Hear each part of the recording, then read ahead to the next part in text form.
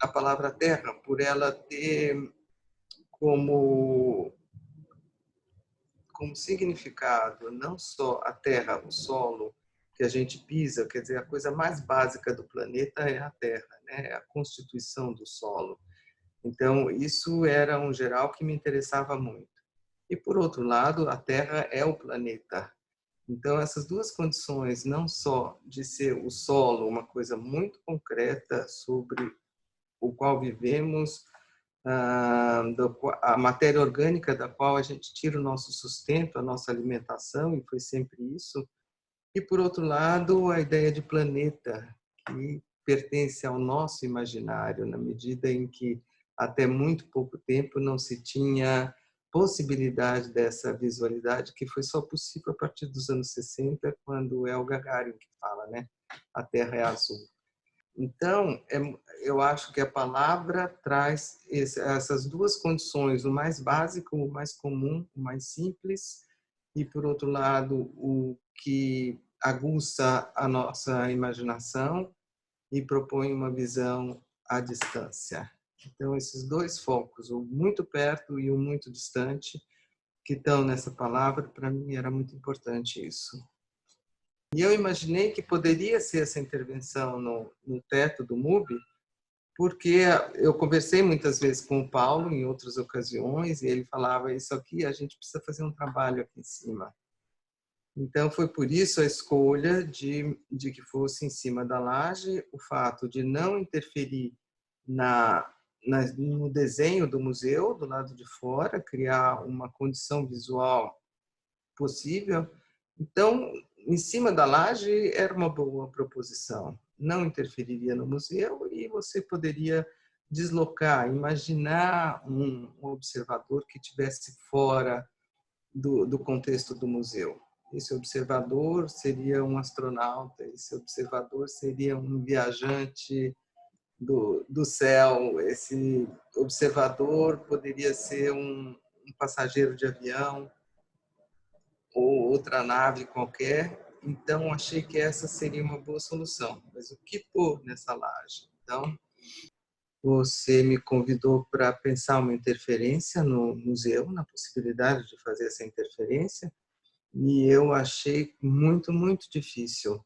Primeiro porque eu pensei no projeto do Paulo, e o projeto, com a síntese que ele demonstra, a grande laje, as linhas muito rigorosas, a situação no terreno, toda a composição do projeto, da obra e de tudo mais, onde a maior parte da obra está, do projeto arquitetônico está no subsolo, interferir no projeto com uma interferência definitiva, para mim era muito complicado. Você visitando aquela laje do lado de cima, você vê que ela tem muitos componentes, tem respiradouros da laje, tem o escoamento da água, tem calhas, tem isolamento térmico. Então, não era a ideia de que aquilo fosse uma grande tela aberta para uma intervenção. Então, a luz é fundamental. A luz foi feita para ser vista também à distância, como nós já conversamos, de um observador que está fora do solo. Também desloca esse observador da obra em contato direto com um acontecimento artístico, né? Com qualquer que seja a obra, e coloca ele numa outra situação, mas de outra ordem, que não é o comum, que não é o mais direto.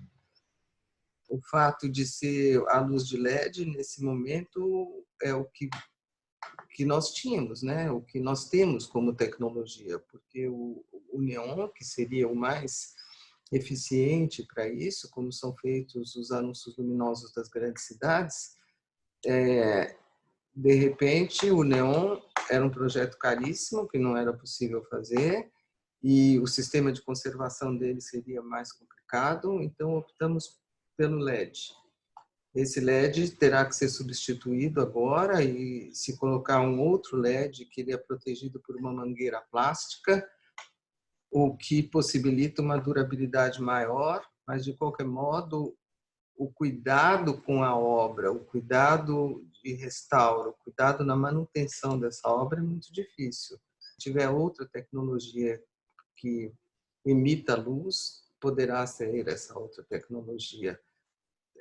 O trabalho ele é permeável a essas mudanças técnicas para que ele continue existindo, né? Então, ele pode ser mudado, seja em relação às novas técnicas, às novas tecnologias, seja em relação a outros projetos com os quais ele possa conversar. Acho que traduzir não, porque eu acho que ela está ancorada na língua brasileira, nem para falar em língua portuguesa, na língua brasileira.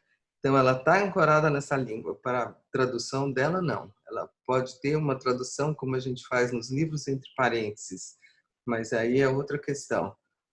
Em termos de escala, ela pode mudar de escala. Quando eu pensei ela a primeira vez na laje do MUB, ela está completamente relacionada à dimensão da laje. A própria inclinação dela em relação ao retângulo da laje tem uma certa inclinação, ela está numa linha inclinada em relação à laje, porque isso era importante para não superpor um retângulo a outro retângulo. Então, essa desconexão entre um retângulo e outro é super importante. Então, ela está referida à laje do MUB e ela está referida à língua brasileira. Então, essas coisas, em relação à escala, até pode mudar um pouco, mas ela tem que ter potência, entendeu? Guardar o projeto é projeto. O projeto tem as indicações técnicas de como deverá ser feito, das escalas, da dimensão, etc., que o projeto nunca é a obra, o projeto é o documento da obra. Então, todas essas questões estão imbricadas aí, elas são correlatas, elas se entrecruzam, elas possibilitam transformações, mas não a tal ponto de desfigurar. Além dela ser invisível diretamente, ela não é visível também durante o dia. Então, está conectada às condições de dia e da noite, e ela se conecta com o MUB também nesse sentido, à medida em que o nome do próprio museu é ecologia, né? Então, para a gente respeitar os ciclos humanos de claro e escuro, de visibilidade e não visibilidade, o que seria a noite invisível, nesse caso, como se trata da luz, a noite ele é mais visível. E o que seria de dia, o que seria o visível, na verdade, ele não é visível. Então, tem todo um jogo dialético entre dia e noite, entre condições da natureza, entre luz e sombra, e todas essas coisas que são do léxico da pintura desde sempre, né? Então, ela está referida à história da arte através desse claro e escuro, desse visível, não visível, acessível, não acessível, são todos componentes do trabalho. O futuro é para vocês, vocês têm um museu que vocês têm que cuidar muito, vocês têm algumas obras permanentes que vão acontecer lá, mas o que eu acho que é mais bonito desse museu é ele poder ser o resguardo dos projetos.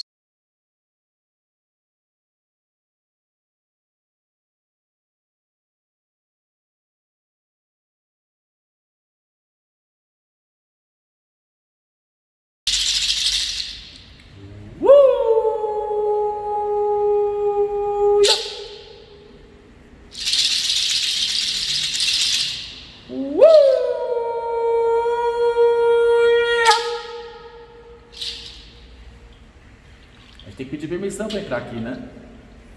Quando você vem na casa de alguém, você pede licença. Quando você entra na mata, você pede licença para quem? Para o curupira. E o que você traz para ele? Fumo, um tabaco, um presente, uma fruta. Senão ele faz o quê? Você corre o risco de se perder. É um zumbido na sua cabeça, é um assobio, uma coisa que você perde o norte.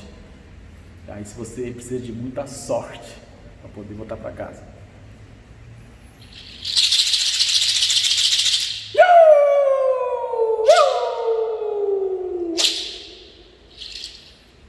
E o futuro? O que vai ser? É no balanço do tempo que a gente sonha um futuro possível. Será que vai ter madeira? Será que vai ter gente? Se a gente não se reunir agora, planejar melhor, talvez nem planeta tenha. Depende da gente se unir, ser fraterno, dividir o que tem tanta coisa. Curupira fala da abundância, porque se você colher só o que é necessário, se você caçar só o que você vai comer, ele deixa você. Respeito é a palavra-chave. E no ritmo da vida que a gente se entende. Escuta o rio correr, o barulho da água, essa brisa que bate.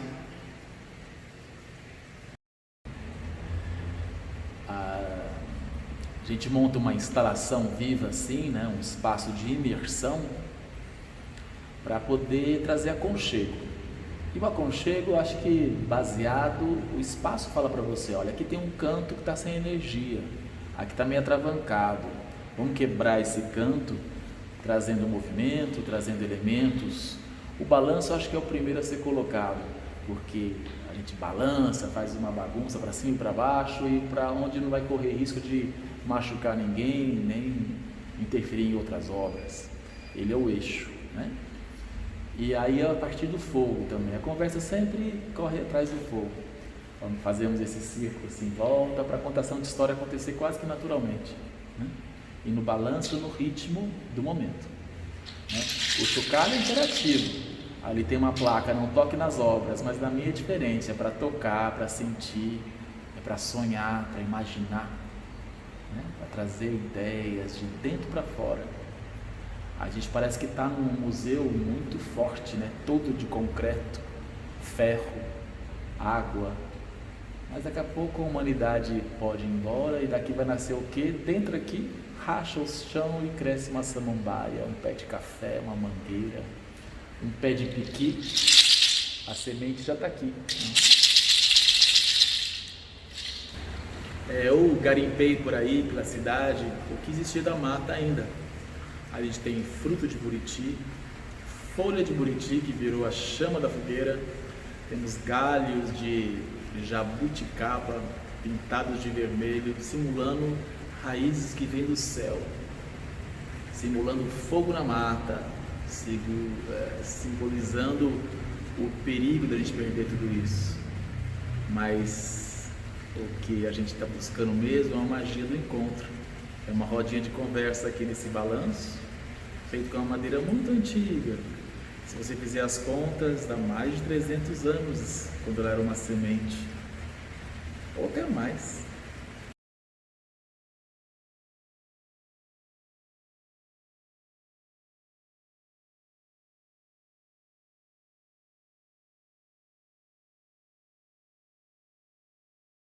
O protocorpo, como o nome já diz, ele apresenta um corpo que é inacabado, né? Então é um corpo falho, né? Então é um projeto de uma coisa que viria a ser. Ela não está concluída, né? Ela não está finalizada, né? Por algum motivo ele se ausentou, né? A conclusão ela não foi feita, né?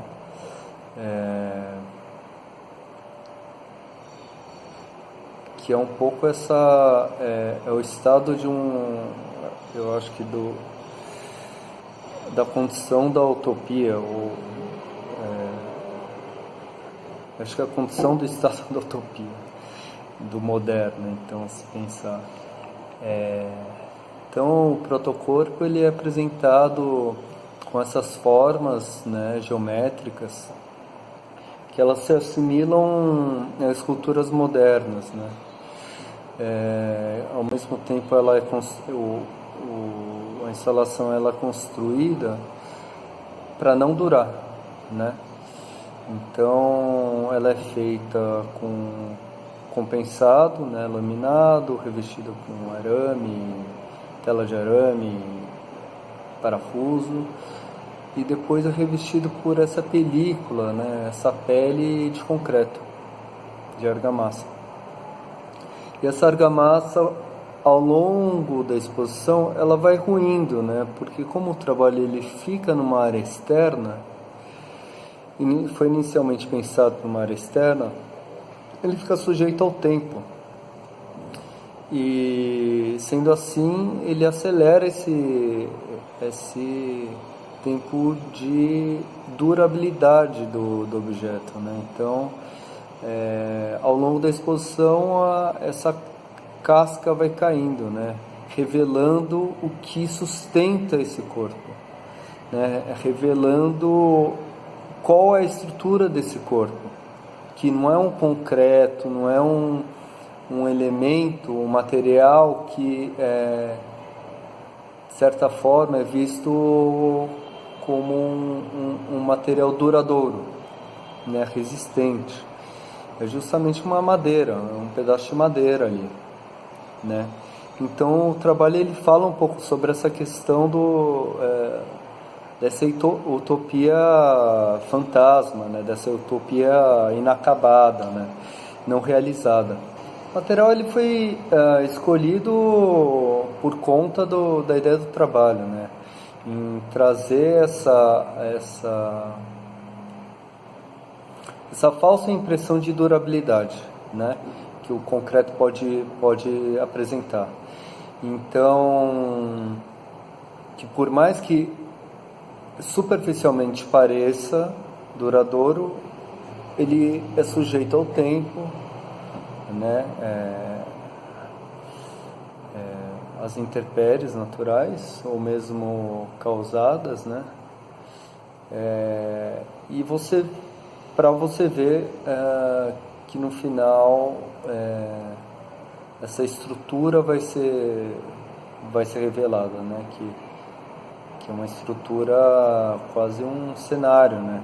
Um cenário de concreto, né? Um objeto que revela que na verdade a estrutura dele não é a mesma, não é da mesma composição que dessa pele que cobre, né? Um pouco isso. É um trabalho que aliás, ele existe enquanto projeto, né? Que é meio que uma praxis que eu já tenho em relação à minha produção. E não sei como eu vejo essa obra no futuro. Não sei falar muito bem sobre isso, assim. Eles existem, né? Eles materializam quando existe uma necessidade de apresentação, seja uma exposição, seja numa coleção. Então, por isso que geralmente o projeto ele é apresentado como um documento, né? Que é colocado tanto as dimensões, material, mas mesmo as instruções de montagem, para que outros possam refazer o trabalho, né? Por mais que o trabalho ele não fique 100% idêntico à primeira vez que foi feito, o que me importa não é isso. O que me importa é que ele seja executado, porque a ação do tempo sempre vai existir, então sempre vai quebrar uma peça ali do trabalho, né? Acho que no caso é isso que importa, né? Bom, o protocorpo foi um trabalho inicialmente pensado para a área externa do museu. Não que ele não possa ser montado em outra situação, no espaço interno ou em outro lugar. Eu acho que pode, desde que respeite um pouco a ideia de que o trabalho possa ser quebrado, entre aspas, né? Mas ao mesmo tempo existe uma questão técnica, que como o trabalho foi projetado para o museu, pensando no espaço, na área externa do museu, o trabalho ele acaba dificultando a montagem em outros espaços, e eu explico por quê. Os objetos eles são fixados no vão entre as placas de concreto, né, do piso da área externa do museu. Então, por mais que alguns dos objetos, acho que a maioria, se sustente sozinho, eu acho que no caso de montar futuramente em outro lugar que não tenha esse grid dessas placas, é um trabalho que é importante que ele seja distribuído de acordo como foi apresentado no projeto, que tem um intuito de que o público consiga se movimentar entre as esculturas, né? De que traga esse percurso aí, né? Então, eu acho que sim, daria para montar em outro lugar, sem problema, desde que respeite acho que o desenho, o layout.